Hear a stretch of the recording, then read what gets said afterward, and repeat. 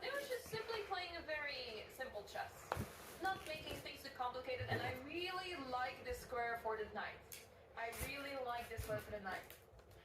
Does the tournament have anti-cheat? Yes, there's anti-cheat measures. There is a 15-minute delay, so if it moves 15 minutes later, this camera is now also 15 minutes delayed. So that way we have ensured the fair play measures, and also before the start of the round, the players are checking the medals and detected. So the organizers are doing their best to keep this tournament safe for the players and to maintain the fair play measures. So yeah, this is the state of events. Now let's take a look. So bishop g4 played, pinning the knight, but my opponent is not afraid. He sacrifices it because this knight is going to be a busted. He's put a knight on d5, and in this situation we could also call it, octo, because it is pointing in all those directions.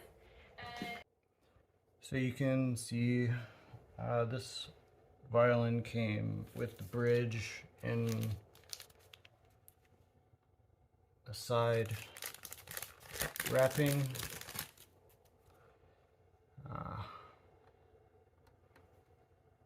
So when you have a bridge that comes separately, you look at the bridge like this. The taller side here goes on the G string. The shorter side goes on the E string. It's relatively easy to put it on, loosen all the pegs here, relatively loose, so you have some slack here. You want to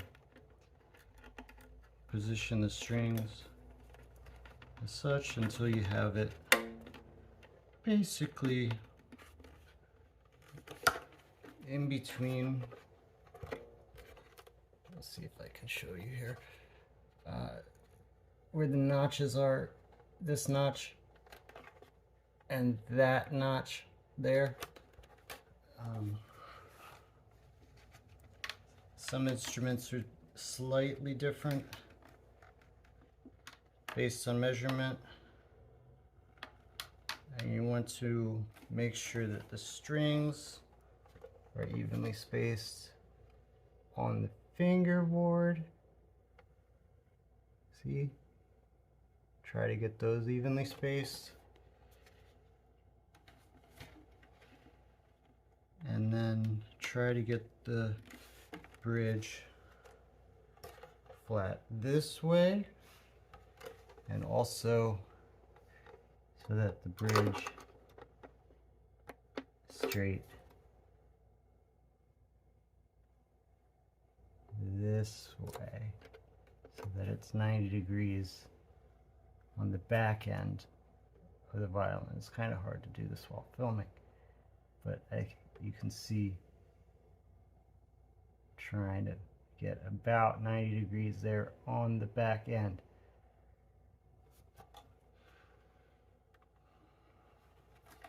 Once you get that, you want to tune the strings up one at a time. I'm going to do that off camera. So in December, I decided I was going to start shopping online for violins, and one of the places I looked was on eBay, and there's a lot of eBay violins, and you know, I'm not new to the violin scene. I've been playing violin for more than 30 years, and so I've got experience with, you know, what they should look like, and so like online, without being able to actually see the instruments in person and feel them and hold them and see what they sound like, you can only get so far, and you kind of have to take the seller's description with, you know, a grain of salt, but also have you know, somewhat of a bit of trust in order to make a purchase like that.